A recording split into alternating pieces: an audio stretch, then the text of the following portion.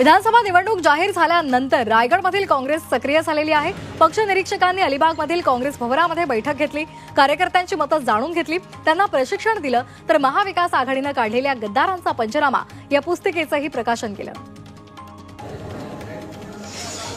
तुळजापूरमध्ये भाजपा आमदार राणा जगजितसिंह पाटील यांची डोकेदुखी वाढणार आहे। मुख्यमंत्र्यांचे विश्वासू शिवसेना प्रवक्ते योगेश केदार यांनी जरांगे पाटलांची भेट घेतली। योगेश केदार जरांगे पाटलांकडून तुळजापूरमधून विधानसभेसाठी इच्छुक आहेत।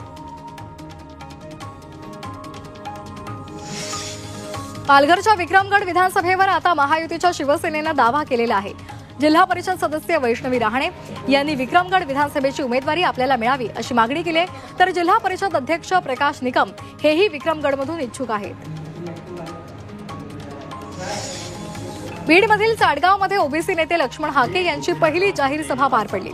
विधानसभेची निवडणूक जाहीर होताच या सभेचं आयोजन करण्यात आलं।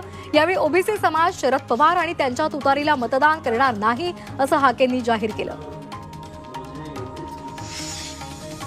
महाविकास आघाडीमध्ये समन्वय राहिलेला नाही, त्यामुळे यापुढे आता किती राहील हे सुद्धा सांगता येत नाही असं म्हणून शिवसेना शिंदे पक्षाचे प्रतोद भरत गोगावले यांनी महाविकास आघाडीवर टीका केली आहे। तसंच शरद पवार यांनी जयंत पाटलांचं नाव घेऊन जो बॉम्ब गोळा टाकलेला आहे त्यामुळे त्यांच्यामध्ये चलबिचल सुरू झाली आहे असंही गोगावले म्हणाले। विदर्भातल्या जागांवरून काँग्रेसचे प्रदेशाध्यक्ष नाना पटोले अडून बसल्याचा आरोप शिवसेना उद्धव बाळासाहेब ठाकरे पक्षानं केलाय। तुटेपर्यंत ताणू नका असा थेट इशाराच उद्धव ठाकरेंनी काँग्रेसला दिला।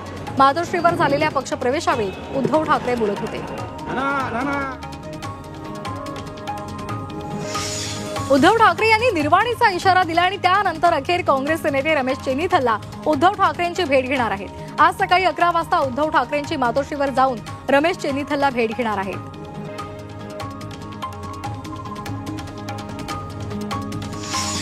आचारसंहिता लागू झाल्यानंतरही विधानसभा अध्यक्ष राहुल नार्वेकर स्वतःच्या कामासाठी आणि प्रचार यंत्रणेसाठी कार्यालय वापरत असल्याचा आरोप शिवसेना उद्धव बाळासाहेब ठाकरे पक्षाचे उपनेते राजकुमार बापना यांनी केलाय।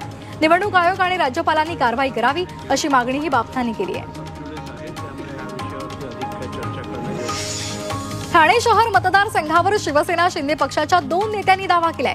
माजी महापौर मीनाक्षी शिंदे आणि माजी स्थायी समिती सभापती संजय भोईर यांनी आमदारकी लढवण्याची इच्छा व्यक्त केलेली आहे। जागा वाटपामध्ये ही जागा मिळाली नाही तरी सुद्धा संजय भोईर इतर पर्याय वापरून निवडणूक लढण्यावर ठाम असल्याचं सूत्रांनी सांगितलंय। महाराष्ट्र विधानसभा निवडणुकीच्या पार्श्वभूमीवर आम्ही शरद पवार आणि नाना पटोले यांच्याशी पत्राद्वारे संपर्क साधल्याची माहिती एमआयएमचे प्रमुख असदुद्दीन ओवेसी यांनी दिली आहे। महाराष्ट्रामध्ये महायुतीचं सरकार येऊ नये यासाठी आम्ही प्रयत्न केले आहेत। आता चेंडू त्यांच्या कोर्टात असल्याचं ओवेसी म्हणाले। इंदापूर विधानसभा मतदारसंघात महाविकास आघाडीमध्ये बिघाडी होण्याची शक्यता आहे। राष्ट्रवादी शरदचंद्र पवार पक्षाचे प्रवीण माने हे अपक्ष निवडणूक लढवणार असल्याची माहिती सूत्रांनी दिली आहे। माने अपक्ष रिंगणामध्ये उतरल्यास इंदापूरमध्ये तिरंगी लढत होण्याची शक्यता आहे।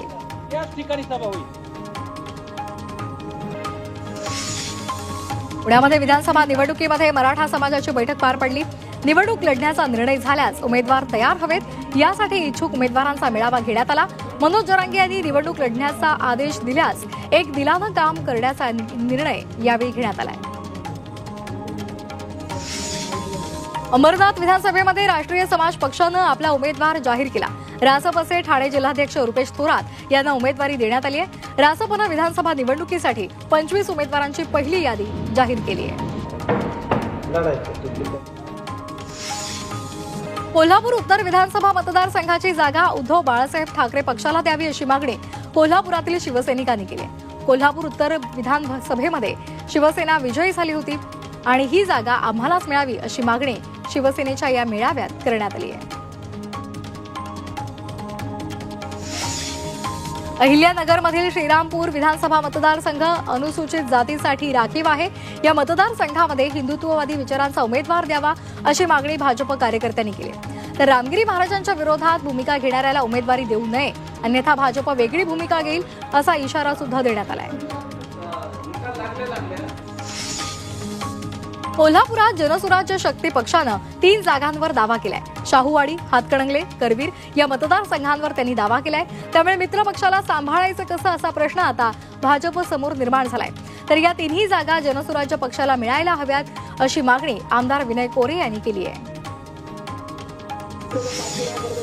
पालघर विधानसभेतून उमेदवारी मिळावी यासाठी राजेंद्र गावित यांनी भाजपच्या वरिष्ठ नेत्यांकडे विनंती केली. ही जागा शिवसेनेकडे असल्यामुळे शिवसेना जागा सोडायला तयार नाहीये आणि त्यामुळे गावितांकडून वरिष्ठांची मनधरणी करण्याचे प्रयत्न सुरू आहेत. सांगोला विधानसभा मतदारसंघात उमेदवारीवरून महाविकास आघाडीमध्ये धुसफूस होण्याची शक्यता आहे. आम्हाला जागा मिळाली नाही तर वेगळा विचार करू असा इशारा शेकापचे इच्छुक उमेदवार बाबासाहेब देशमुख यांनी दिलाय. ठाण्यातील मुरबाड विधानसभेमध्ये निवडणुकीच्या तोंडावर पक्षामध्ये येणाऱ्यांना संधी देऊ नये. महाविकास आघाडीच्या मूळ कार्यकर्त्यांनाच उमेदवारी द्या अशी मागणी शरदचंद्र पवार पक्षाचे बदलापूर शहराध्यक्ष शैलेंद्र वडनेरे यांनी केली आहे.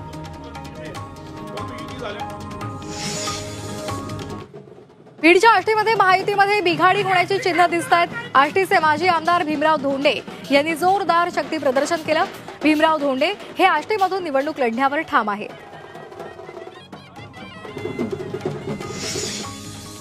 मुख्यमंत्र्यांच्या हेलिकॉप्टरचं इमर्जन्सी लँडिंग करण्यात आलं. सातारा जिल्ह्यातल्या दरे गावातून मुख्यमंत्री हेलिकॉप्टरनं पुण्याला निघाले होते. ढगाळ वातावरण आणि पावसामुळे हेलिकॉप्टर दरे गावीच उतरण्यात आलंय. पायलटनं योग्य निर्णय घेतल्यामुळे मोठा अनर्थ टळलाय.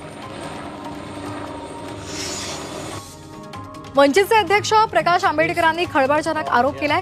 शरद पवार मुख्यमंत्री असताना दुबईमध्ये अंडरवर्ल्ड डॉन दाऊदला भेटले होते असा आरोप त्यांनी केलेला आहे. तर दाऊदच्या भेटीवेळी शरद पवारांना सोन्याचा हार सुद्धा घालण्यात आला होता असा दावाही त्यांनी केलाय.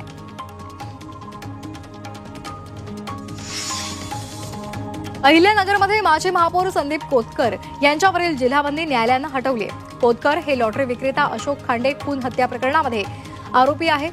त्यांना जामीन मिळाला असून तब्बल 12 वर्षांनी ते शहरामध्ये परतणार आहेत.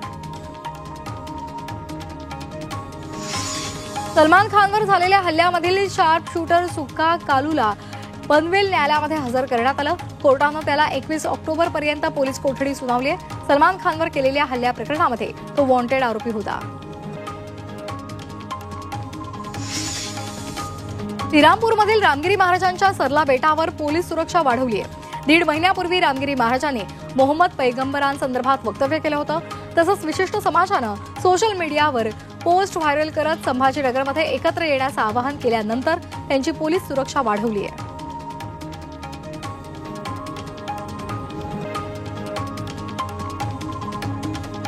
येत्या सणासुदीच्या काळामध्ये मुंबईतून आठवड्याला 25,000 विमान फेऱ्या या होणार आहेत.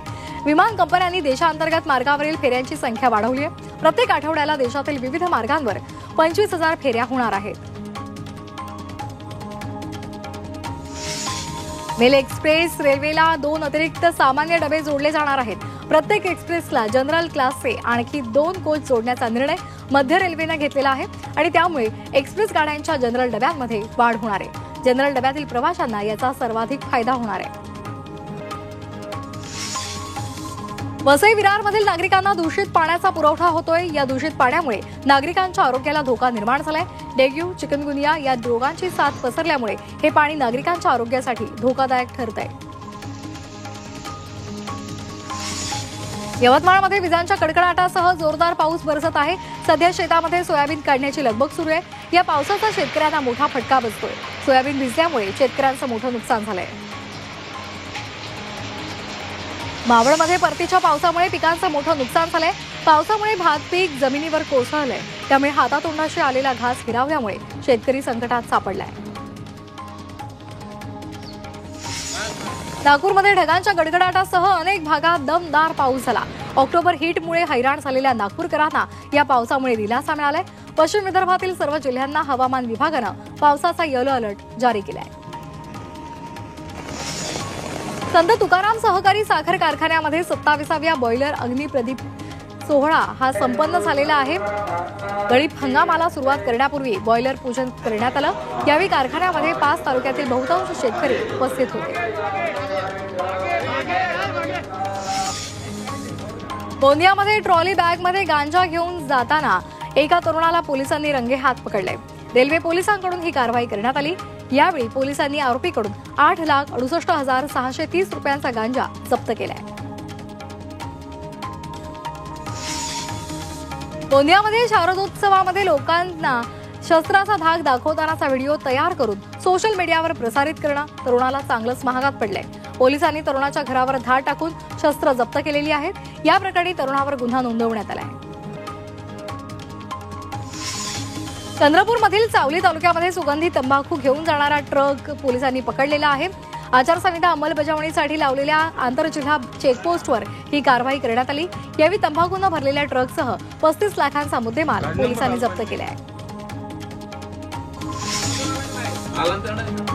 नाशिकमधील जिल्हा रुग्णालयामध्ये प्रसूती झाल्यानंतर मुलगा झाल्याचं सांगून मुलगी दिल्याची घटना घडली। नवजात बाळाला टॅग लावताना निष्काळजीपणा केल्याचा ठपका लावण्यात आलेला आहे। 2 डॉक्टर्स, 3 परिचारिका, वैद्यकीय अधिकारी यासह इतर डॉक्टर्स विरोधात कारवाईचा बडगा उभारण्यात यावा यासाठी आता आरोग्य उपसंचालकांनी आरोग्य विज्ञान विद्यापीठाला प्रस्ताव पाठवला।